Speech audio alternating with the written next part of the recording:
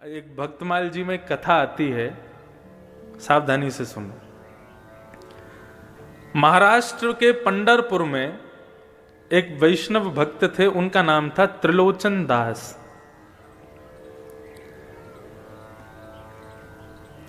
अपनी युवावस्था में ब्याह के बाद उनको कोई संतान नहीं हुई, तो वो निश्चिंत रहे, चिंता नहीं की। उन्होंने कहा श्री पंडरीनाथ भगवान ने हमको संतान नहीं दी, क्यों? क्योंकि पंडरीनाथ भगवान हमारे पुत्र हैं, वे ही हमारे पुत्र के रूप में हैं, इसलिए हमको उन्होंने कोई संतान नहीं दी। ऐसी भावना वो रखते थे। किसी वैष्णव संत की उन्होंने कथा सुनी, उस कथा में गौ ब्राह्मण संत सेवा, इसको सर्वाधिक श्रेष्ठ जान करके उन्होंने संत सेवा शुरू कर दी अपने घर में। तो रोज क्या करते थे, अपने घर के बाहर खड़े हो जाते। जो पंडरीनाथ भगवान, विट्ठल भगवान, पंढरपुर का नाम सुना है आप लोगों ने? पंढरपुर में भगवान कृष्ण का अद्भुत मंदिर है। वहां पर भगवान कृष्ण दोनों कमर पर ऐसे भुजा रख करके और ईंट के ऊपर खड़े हुए हैं। उनका नाम है विट्ठल, श्री विट्ठल भगवान। भगवान कृष्ण का ही स्वरूप है।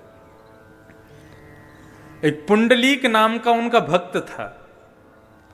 वो अपने माता पिता की इतनी सेवा करता था कि उसकी सेवा से प्रसन्न होकर के भगवान उसको दर्शन देने गए।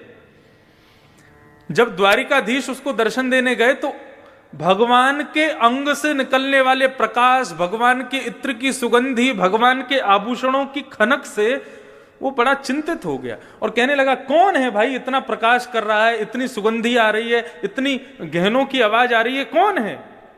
तब लक्ष्मी जी ने कहा, पुंडलीक भगवान आए हैं तुमको दर्शन देने। वो अपने माता पिता के चरण दबा रहा था। तो उसने कहा, मैंने तो बुलाया नहीं भगवान को, क्यों आए हैं? बोले, भैया तुम्हारी माता पिता की चरण में भक्ति इतनी दृढ़ है, उसको देख करके भगवान आए हैं। तो बोले, इनको पाने के लिए थोड़ी करता हूं, अपने माता पिता को सुख देने के लिए करता हूं। लक्ष्मी बोली, जिसके द्वार पर भगवान जाते हैं वो भगवान को आमंत्रण करने के लिए सिंहासन देता है। ठीक है तुम सेवा कर लो, लेकिन भगवान को कोई आसन तो दे दो, खड़ा होने के लिए, बैठने के लिए। पुंडलीक बड़ा चिंतित हो गया, ये और मेरे सिर पर बला आ गई है। भगवान को बोल रहा है, बुलाया है नहीं, अपने आप बिन बुलाए मेहमान बन के आ गए, अब घर पे और बैठेंगे मेरे आके। तो अब उसको कोई आसन नहीं मिला, तो पैर दबाते दबाते उसको एक नीचे ईंट मिली, तो उसने ईंट को खिसका दिया, ले लो आसन, खड़े हो जाओ इस पे। रुक्मणी जी को गुस्सा आ गया, भगवान का हाथ पकड़ लिया, बोले बिल्कुल नहीं रुकोगे यहाँ पे, ऐसा अपमान करने वाले भक्त के यहाँ रुकेंगे हम? भगवान के नेत्र सजल हो गए, बोले अब तो इसको दर्शन देके ही जाऊंगा मैं, ये जब तक सेवा से मुक्त नहीं हो जाएगा तब तक यहीं खड़ा रहूंगा। और जैसे कोई प्रतीक्षा करता है, किसी का इंतजार करता है, ऐसे ही भगवान उस ईंट पर खड़े हो गए, दोनों भुजाओं को कमर पर रख के। आज भी वो पंडरीनाथ भगवान आज भी ईंट पर खड़े हैं। ऐसा अद्भुत मंदिर पूरे भारत में नहीं है। प्रत्येक मंदिर में आपको दूर से दर्शन होगा, लेकिन केवल श्री विट्ठल भगवान का मंदिर है जहां पर भक्त भीतर जाकर के पंडरीनाथ भगवान को गले लगा सकते हैं। गले लगाओ तब वहां से बाहर जाओ। जब गले लगाते हैं तो भगवान की इत्र की सुगंधी पूरे हमारे अंग में आ जाती है। इतना सुंदर मंदिर है, अद्भुत। तो पंडरीनाथ भगवान को त्रिलोचन जी अपना पुत्र मानते थे, ये कथा में बोल रहा था। त्रिलोचन जी ने संत सेवा शुरू कर दी, तो पंडरीनाथ भगवान, श्री विट्ठल भगवान के जो लोग दर्शन करने जाते थे सबको बोलते थे, प्रसाद पाइए, प्रसाद पाके जाइए, प्रभु प्रसाद पाके जाइए।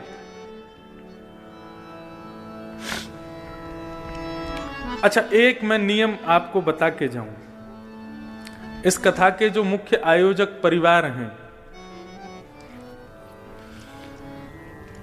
इस कथा के रूप में हम आपको कुछ दे पाए नहीं दे पाए, ज्ञान दे पाए नहीं दे पाए, हमें नहीं पता आप कितना ले पाओगे या हम क्या दे पाएंगे। ये मन का भाव है और मन से एक भाव प्रकट हो रहा है।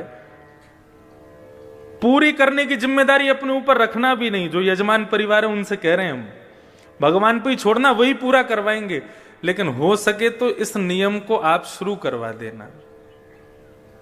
क्या?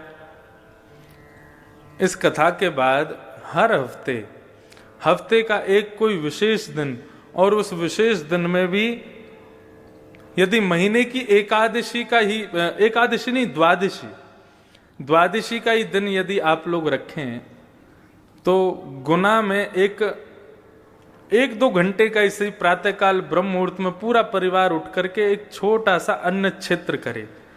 राह पर चलते हुए जितने लोग हैं सबको गरम गरम खिचड़ी और थोड़ा बहुत कुछ ना कुछ, ये महीने में जब जब द्वादशी आवे तो द्वादशी के दिन ये एक नियम इस कथा के एक फल के रूप में आप प्रारंभ कर दीजिए। और मैंने पहले ही कहा उसकी जिम्मेदारी अपने ऊपर मत रखना, उसकी जिम्मेदारी ठाकुर जी पे ही छोड़ देना, बोले आप ही पूरा कराओ। हमें कम से कम ये सांत्वना रहेगी कि हमने अपनी कथा के द्वारा गुना में, और आपको भी एक संतुष्टि रहेगी उस कथा से हमारे गुना क्षेत्र में प्रत्येक द्वादशी को एक छोटा सा अन्न क्षेत्र चलता है। अन्न ब्रह्म है और उस अन्न का बल ही इतना तीव्र होगा, उस अन्न क्षेत्र का बल ही इतना तीव्र होगा कि वो अन्न ही इतना बल प्रदान करेगा कि इस जन्म क्या अनेक जन्मों तक, आपके कल्प कल्पांतर तक आपके परिवार का कोई भी व्यक्ति अन्न से वंचित कभी नहीं रहेगा। अन्न की कृपा सदैव उस पर बनी रहेगी। तो ऐसे सब लोगों को पूड़ी सब्जी है, खिचड़ी है, जो इच्छा हो, महीने में जब भी द्वादशी आवे, एकादशी के अगले दिन ये एक अन्न क्षेत्र छोटा सा प्रारंभ करो। और उसकी कृपा क्या होगी, उसका बल क्या होगा, वो भागवत जी आपको स्वयं दर्शन करा देंगे। ये आपकी सामर्थ्य के ऊपर है, रोज कर सको रोज करो, लेकिन द्वादशी को हो तो द्वादशी को करो, लेकिन ये अन्न क्षेत्र जरूर। परम पूजनीय प्रातः स्मरणीय श्रीमद् भागवत के व्यास मंच की गरिमा जिन्होंने स्थापित की अनेकों वर्षों से, परम पूजनीय श्री डोंगरे जी महाराज, उन्होंने जहां जहां कथा शुरू की वहां वहां अन्न क्षेत्र शुरू कर दिए और आज तक उनके अन्न क्षेत्र चल रहे हैं। तो भागवत कथा का सबसे बड़ा मूल्य यही है कि व्यक्ति उस क्षेत्र में जहां भी कथा हो वहां अन्न और ज्ञान इन दोनों से कभी वंचित ना रहे, यही भाव। तो त्रिलोचन जी सबको बुलाते थे, प्रभु प्रसाद नाम रखा था अन्न क्षेत्र का, बोले सब लोग आओ प्रसाद पाओ प्रसाद पाओ। अब वो इतना स्वादिष्ट भोजन बनाते थे कि 100 से 200, 200 से 500, 1000, अब तो प्रत्येक दिन 5-5 हजार लोग भोजन करते थे उनके यहां पर। और बनाने वाले कोई नहीं, त्रिलोचन जी और उनकी पत्नी, दो ही लोग, परिवार में और कोई था नहीं, संतान थी नहीं। सेवा करते करते करते करते करते अति वृद्ध हो गए। अति वृद्ध होने के बाद में उन्होंने भगवान से केवल एक ही इच्छा रखी, प्रभु आपने हमें संतान तो दी नहीं, हमने आपको ही पुत्र माना है, लेकिन अब आपसे एक प्रार्थना करते हैं कि हम दोनों बड़े वृद्ध हो गए, हमसे भोजन बनता नहीं है, सबको पवाने में बड़ी दिक्कत होती है, एक कोई वैष्णव भक्त हमको कोई एक नौकर मिल जाए जो हमारे यहां पूड़ी सब्जी रोटी साग चावल ये सब बना दिया करे और संतों को परोसवा दिया करे, तो 2 से 3 हो जाएंगे तो सहजता रहेगी। तो दिन रात भगवान से यही प्रार्थना करते थे, एक बढ़िया श्रेष्ठ नौकर मिल जाए, एक कर्मचारी मिल जाए हमको। तो एक दिन श्री त्रिलोचन जी बैठे थे, इतने में ही ऊंची धोती पहन करके, सर पर स्वाफा बांध करके, बड़ा सुंदर सुकोमल स्वरूप सांवला सा एक नन्हा सा बालक त्रिलोचन जी के पास में आ गया। त्रिलोचन जी को आगे प्रणाम किया, बोले हाँ बेटा बताओ कहां से हो, कौन हो, क्या है?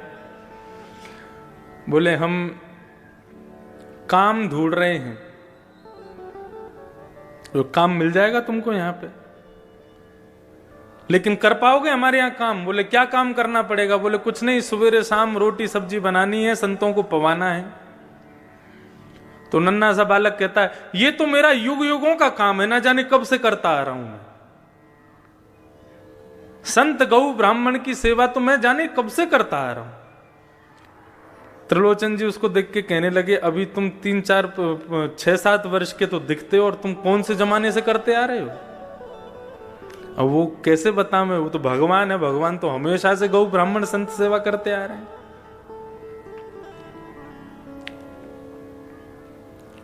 एक पंचतंत्र की कथा में यह भाव बताया जाता है। एक नदी के किनारे एक कुकर, ग्राम सिंह, जिसको साधारण भाषा में कुत्ता बोलते हैं, तो वो ग्राम सिंह गांव का शेर, वो ग्राम सिंह एक नदी के किनारे में रहता था, उसका पूरा परिवार उसके साथ रहता था। वैशाख के महीने में उसकी पत्नी ब्याई थी, बालक हुए थे बहुत सारे। तो एक दिन नदी में बाढ़ आ गई। जैसे ही बाढ़ आई तो बाढ़ आते ही इतना पानी आया कि उस ग्राम सिंह के बच्चे जोर जोर से चिल्लाने लगे, अरे बाप रे, इतना पानी तो हमने अपने पूरे जीवन में कभी नहीं देखा। तुम्हारा जीवन ही कितना सा, 1 महीना पहले तो तुम्हारा जन्म हुआ है, उसमें भी तुम क्या क्या देख लोगे। तो ठीक उसी प्रकार ये त्रिलोचन जी के पास में जो बालक आया, वो कह रहा है, मेरा तो जन्म जन्मों का काम है, ना जाने कब से करता आ रहा हूं। त्रिलोचन जी हंसने लगे, बोले अच्छा, नाम क्या है तुम्हारा? बोले मेरा नाम अंतर्यामी है। बोले वाह, बड़ा बढ़िया नाम है। तुम्हारे माता पिता कौन है? बोले मेरे कोई माता पिता नहीं है। बोले अच्छा, हमारे यहां काम करोगे? बोले कर तो लूंगा, लेकिन शर्तें हैं मेरी। त्रिलोचन जी बोले क्या शर्तें हैं? बोले सबका भोजन मैं बनाऊंगा, लेकिन मेरा भोजन आपको बनाना पड़ेगा। सबके लिए भोजन मैं बना दूंगा, लेकिन मैं अपने हाथ का बना हुआ भोजन नहीं पाता। ठाकुर जी पूरे विश्व को अन्न प्रदान करते हैं, पूरे विश्व को दाल चावल रोटी सब्जी सब देते हैं, लेकिन ठाकुर जी का भोग हमको ही बना के रखना पड़ता है। ठाकुर जी बोले सबको हम पवा देंगे, लेकिन हमारा भोग आपको बनाना पड़ेगा। त्रिलोचन जी बोले ठीक है, छोटा सा बालक है, छोटा सा इसका पेट है, 2 रोटी में पेट भर जाएगा। दूसरी बात, बोले एक और शर्त है। बोले क्या शर्त है? बोले कि हम 2-4 रोटी नहीं खाते। बोले कितनी खाते हो? बोले 2 सेर आटे की रोटी खाएंगे हम। अब त्रिलोचन जी की पत्नी कहने लगी, सेठानी जी, बोले कोई बात नहीं, पूरे दिन में तुम सबको हजारों लोगों को पवाओगे, 1-8 सेर आटे की रोटी हम तुमको खवा दिया करेंगे, कोई बात नहीं। बोले एक और शर्त है। बोले तीसरी शर्त क्या है? बोले तीसरी शर्त यह है कि हम जितना भी खावें आपको खवाना पड़ेगा। कभी अगर ये बोल दिया बहुत पेटू है, बहुत खाता है, तो मैं छोड़ के चला जाऊंगा, मुझको कभी टोकना नहीं।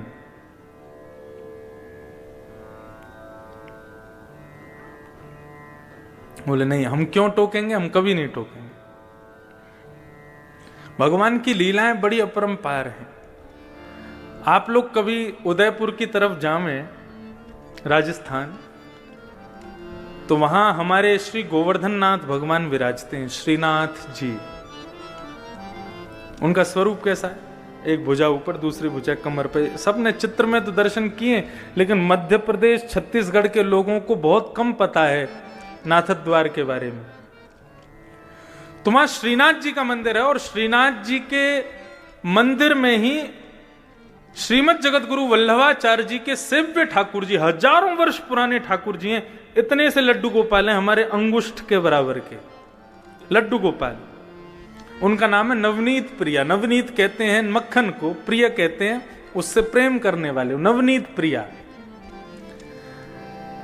तो श्रीनाथ जी का जो भोग लगता है, वैसे ठाकुर जी की भोग की पद्धति ऐसी है कि पूरी रसोई की जितनी सामग्री है वो सारी सामग्री ठाकुर जी के मंदिर में रखनी चाहिए। कैसे? भगवान के मंदिर के आगे पत्तल रख दो, नीचे ही किसी बढ़िया स्टूल पर पत्तल रख करके उसी में कड़ी की भगोनी, उसी में सब्जी का भगोना, उसी में ही रोटी सब्जी सब एक साथ पधरा दो, सब में तुलसी छोड़ दो, कक्ष बंद करके 20 मिनट के लिए ठाकुर जी को भोग लगाने दो। वो नहीं हो सकता तो थाली ठाकुर जी की लगाओ, थाली में ठाकुर जी का भोग लगा के फिर उस थाली को पुनः सब में मिला दो। ये भोग की प्रक्रिया होती है। तो नाथ द्वार में रसोई की सारी सामग्री श्रीनाथ जी के सामने आती है, फिर ठाकुर जी भोग लगाते हैं। लेकिन जो वो छोटे से नवनीत प्रिया जी हैं, वो अपनी गद्दी के सहित उठ करके रसोई में जाते हैं, वहां जाके भोग लगाते हैं। अच्छा, ठाकुर जी के भोग में एक नियम है क्या? मिष्ठान जो है, मीठा जो है, वो ठाकुर जी की तरफ होना चाहिए। जैसे आपने पूरी थाली लगाई तो ये जितनी भी खट्टी पदार्थ हैं या नमकीन पदार्थ हैं, दाल चावल आदि, इन सबको दूसरी तरफ रखो। मिष्ठान जो है वो ठाकुर जी के आगे सबसे पहले वही रखो। मीठा, ठाकुर जी पहले मीठा खाते हैं, उसके बाद फिर कुछ नमकीन खाते हैं, फिर मीठा खाते हैं, फिर कुछ नमकीन खाते हैं। ऐसे ठाकुर जी का नियम है। तो नवनीत प्रिया जी जो इतने से लाल जी हैं, ठाकुर जी हैं, उनको रसोई में ले जाकर के भोग लगाया जाता है। तो उनका नियम है, सबसे पहले मिठाई रखी जाएगी, उसके बाद में पापड़ रखे जाएंगे, उसके बाद में नमकीन रखी जाएगी, उसके बाद में दाल चावल रोटी ये सब रखे जाएंगे। तो एक दिन पुजारी जी से गलती हो गई, ठाकुर जी की सिंहासन के आगे उन्होंने कड़ी रख दी, मिठाई की जगह कड़ी रख दी, और कड़ी रख दी और मिठाई रख दी दूर कहीं पर, मिष्ठान खीर आदि कुछ होगा। और जैसे कपाट लगा करके पुजारी जी चले गए, 20 मिनट बाद जब कपाट खोल करके देखा तो सिंहासन पर ठाकुर जी हैं ही नहीं। अब इतने से गोपाल जी, उनको कहां ढूंढे? साग सब्जी दाल चावलों में ढूंढ रहे हैं, उनको मिल ही नहीं रहे। सब जगह खोज लिया, नहीं मिले तो फिर छन्नी मंगाई, और छन्नी मंगा करके सारे रस पदार्थों को छाना गया। कहां गए ठाकुर जी? सबको छानते छानते अंत में जैसे ही वो कड़ी जो सामने रखी थी उसको जैसे ही छाना, उसमें ठाकुर जी मिल गए। तो पुजारी जी को लगा, वाह आपको कड़ी इतनी पसंद है, अब तो भैया रोज कड़ी बनेगी। अब तो 15 दिन तक रोज कड़ी कड़ी बन रही है महाराज, कड़ी का ही भोग लग रहा है और कुछ लगा ही नहीं रहे। बोले इतनी बढ़िया लगी कि उसमें कूद गए। तो एक दिन पुजारी जी के सपने में रोते हुए भगवान आए। पुजारी जी बोले, क्या हो गया, आप रो क्यों रहे हो? हमसे सेवा में कोई अपराध हो गया? बोले तुम रोज कड़ी कड़ी खवा रहे हो। बोले उस दिन आप कूद गए कड़ी में तो हमको लगा आपको प्रिय है इसलिए लगा रहे हैं। बोले मुझे कड़ी प्रिय नहीं, मैं तो खीर खाने जा रहा था तो बीच में कड़ी पड़ गई, उसमें ही गिर गया मैं। बोले कड़ी नहीं, खीर का भोग लगाओ। तो ये सब अनुभव आपको भी होंगे यदि भाव से सेवा करोगे। तो त्रिलोचन जी ने कहा, त्रिलोचन जी से भगवान ने कहा, कभी हमसे ये मत कहना बहुत पेटू है, बहुत खाता है। यदि कहा तो हम चले जाएंगे। हमारे ठाकुर जी आते हैं हर कथा में, इतने से है श्रीनाथ जी, श्री गिरधर लाल, अभी उनका उत्सव चल रहा था। अभी सुबह आस्था भजन पर भी वो चल रहा है 11 बजे से लेकर के 3 बजे तक। तो 11 से 1 बजे तक अपने घर पर आप कथा सुनो, भोजन पाते जाओ, और 1 बजे फिर यहां आ जाओ, 2 बजे से फिर यहां सुनो। तो उनका उत्सव हम करते हैं हर वर्ष। इतने से ठाकुर जी और उनका 56 भोग लगता है, विशाल पाते हैं ठाकुर जी को भोग। 3 चीज बहुत प्रिय है ठाकुर जी को। सबसे पहला श्रृंगार, अच्छे अच्छे श्रृंगार हों, अच्छे अच्छे अलंकार हों। दूसरा ठाकुर जी को प्रिय राग, कीर्तन कथा, ये सत्संग भजन, ये सब ठाकुर जी को प्रिय है। और तीसरा ठाकुर जी को प्रिय भोग। बस ये 3 ही सेवा के स्वरूप हैं, इसके अलावा कुछ नहीं करना। राग, भोग और श्रृंगार। तो त्रिलोचन जी बोले हमको कभी पेटू मत बोलना। बोले कभी नहीं बोलेंगे। अब तो महाराज भगवान अंतर्यामी ने सेवा करना शुरू किया। कड़ी बनाते हैं, सब्जी बनाते हैं, खीर बनाते हैं, पूड़ी बनाते हैं, रोटी बनाते हैं, अकेले बैठ करके बनाते हैं, और सब संतों को पवाते हैं, सबको पवाते हैं। सब लोग अपनी उंगली चाटते रह जाते हैं, ऐसा स्वाद। और सबसे बड़ी कमाल की बात तो यह कि कितनी भी पंगत आ जाए कभी भी सब्जी कम नहीं पड़ती।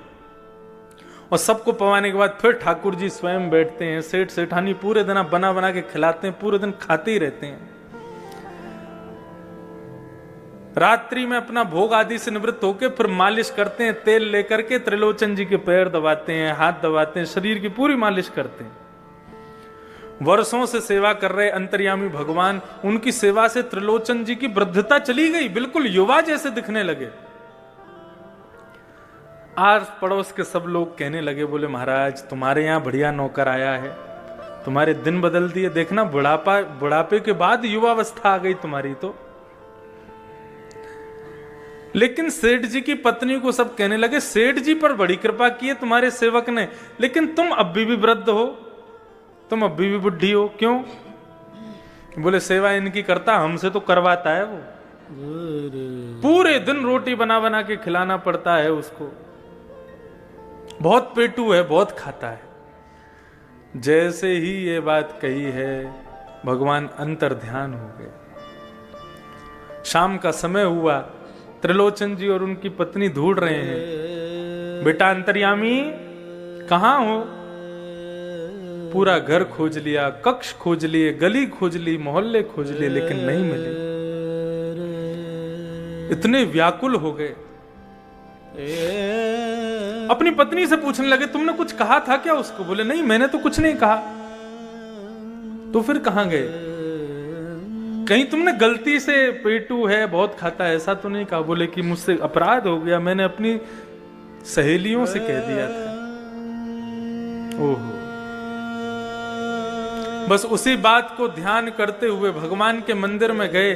श्री पंडरीनाथ भगवान ईंट के ऊपर खड़े हैं, दोनों भुजा रख करके।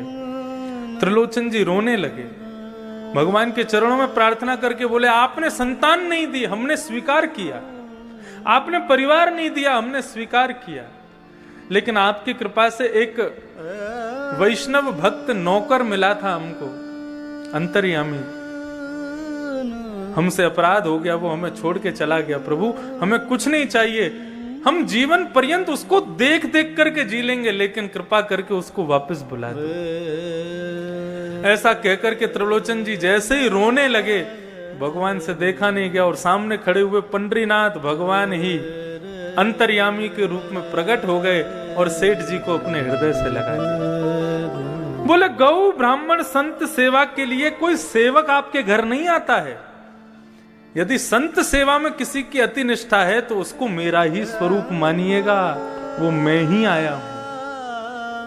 साधारण मानव की संत में कभी इतनी निष्ठा नहीं हो सकती, मेरा ही अंश उसके भीतर जाकर के संत के प्रति निष्ठा को प्रकट करता है, वो मैं ही था।